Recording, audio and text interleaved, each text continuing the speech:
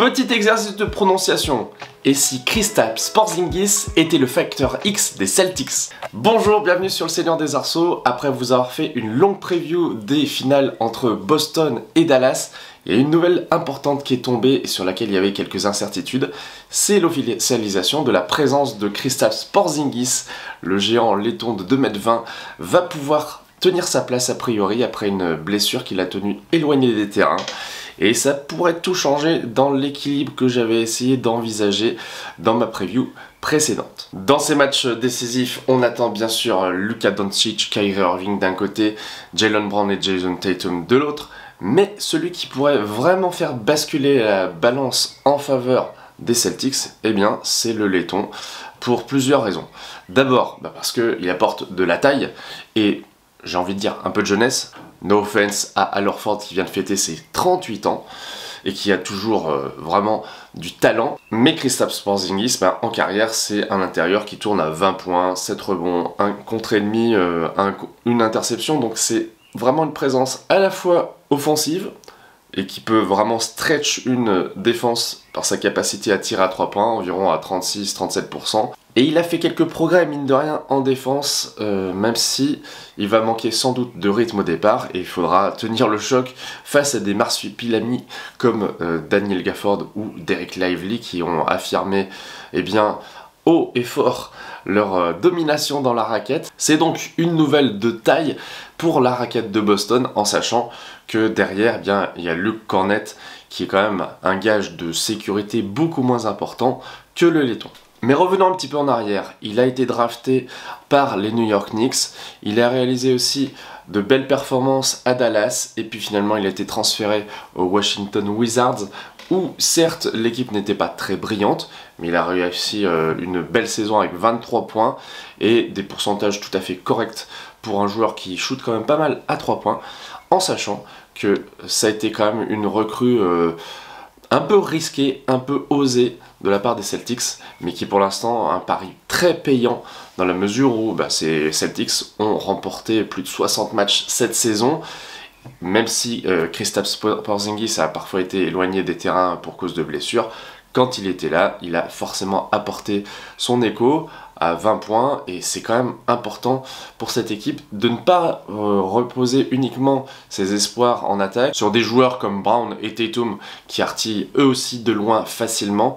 Là, il va pouvoir créer des espaces pour eux, se faire un malin plaisir d'attirer les grands en attaque et puis aussi d'aller les contester en défense pas trop loin, mais en laissant un petit peu de marge peut-être à Luka Doncic. On va voir s'il drop comme l'a fait Rudy Gobert, c'est-à-dire s'il revient un petit peu en arrière pour contester les tirs, ou si lui aussi va danser des cours de salsa avec Luka. Au niveau de sa carrière, il est à un moment évidemment charnière puisque c'est sa 7e saison, il avait été drafté en 4 par New York et là il va découvrir ses premières finales NBA dans un contexte très particulier, à domicile, donc ça c'est plutôt un avantage, avec des coéquipiers quand même très très forts qui ont été tous All-Star dans le 5 majeur, si j'ai bonne mémoire, à moins que Derek White ne l'ait pas été, mais en tout cas il a un niveau All-Star d'après moi. Et Kristaps Porzingis, il va apporter ce qui est, je dirais, létal dans le jeu de Boston, c'est cette polyvalence, cette possibilité d'être frappé par tel ou tel joueur, et ça c'est quand même très important, ça diminue, mine de rien, un peu la pression sur les leaders, parce que, faut pas se le cacher, Al Horford peut ne pas rendre de service pendant tout un match de finale, en sachant que le niveau, l'intensité, la pression est encore plus forte, notamment pour Boston qui est sur la dernière marche avant le 18e trophée, et peut-être que c'est un laiton qui va les aider à devenir encore une équipe plus en or. Laiton, or, vous l'avez?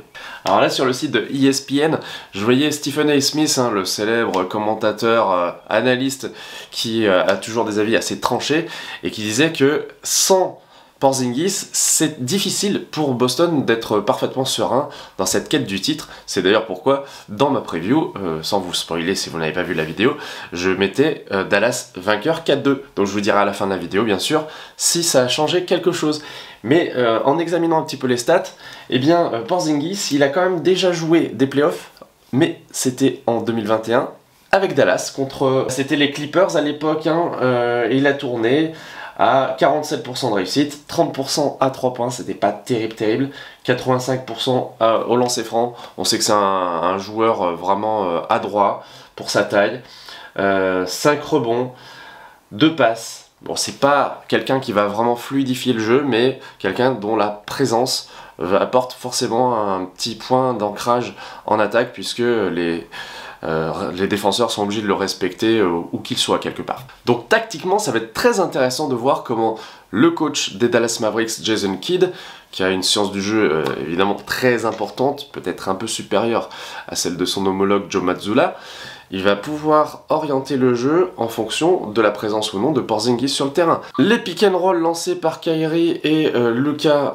les pivots qui vont vite au cercle, ça va nécessiter des choix. Et le laiton, avec sa mobilité sans doute un peu réduite suite à sa blessure, va devoir lui aussi s'adapter à ce très haut niveau sans avoir vraiment connu autre chose qu'un premier tour contre les Clippers. Donc là, attention, il y a quand même un petit danger au niveau de Porzingis. Et puis en attaque, Porzingis va se retrouver face à des joueurs qui seront probablement embêtants pour lui, des joueurs durs au mal comme Gafford, rapides et athlétiques comme Lively, et puis qui sait, il peut y avoir un petit switch avec PJ Washington. Il va donc devoir affronter des joueurs un peu plus petits peut-être, mais costauds, qui n'hésitent pas à donner énormément d'énergie à leur équipe. Et je pense que c'est pas encore dans le jeu de Porzingis de profiter de ces mismatchs, entre guillemets. En tout cas, il devra prouver que ce sont des mismatchs qui vont faire pencher la balance du côté de Boston. Et donc on en vient à la question fondamentale, est-ce que la présence de Kristaps Porzingis va permettre aux Celtics de l'emporter? Ma réponse est oui. À mon avis, les Celtics viennent de faire une très belle opération dans leur opération conquête du titre, parce que ils ont des garanties avec des joueurs extraordinaires qui se disputent le MVP des finales de la conférence Est. Ils ont un duo d'arrière qui va faire du travail pour diminuer l'apport de Kyrie et ou Luka. Et face à deux joueurs certes valeureux, Porzingis a les moyens et se doit, j'ai envie de dire, d'être vraiment une plus-value dans cette équipe des Celtics. C'est pas le cas, peut-être que ça va vraiment gâcher la saison de Boston, mais je pense que finalement c'est Boston qui va l'emporter 4-2 ou peut-être 4-1. Imaginons qu'ils gagnent les deux premiers à domicile, ils peuvent en prendre un à l'extérieur et finir à la maison, ça serait magnifique pour la franchise du Massachusetts, mais encore une fois, rien n'est certain. On peut tomber sur un Luka flamboyant qui dévaste tout sur son passage et des pourcentages en baisse du côté des Celtics qui n'ont pas un banc extrêmement fourni. Le remplaçant de Porzingis, Luke Cornett, c'est pas terrible en termes de talent, d'intensité. Xavier Tillman, moi que je trouvais un bon ajout, n'est pas non plus très utilisé et donc c'est pas, je pense, en finale NBA que ça va commencer. Bref, comme je le disais au début, il est un facteur X dans cette série pour les Celtics et on verra si ça se vérifie. Dites-moi en commentaire si vous pensez effectivement que Kristaps a les clés de la série et à bientôt sur le Seigneur des Arceaux.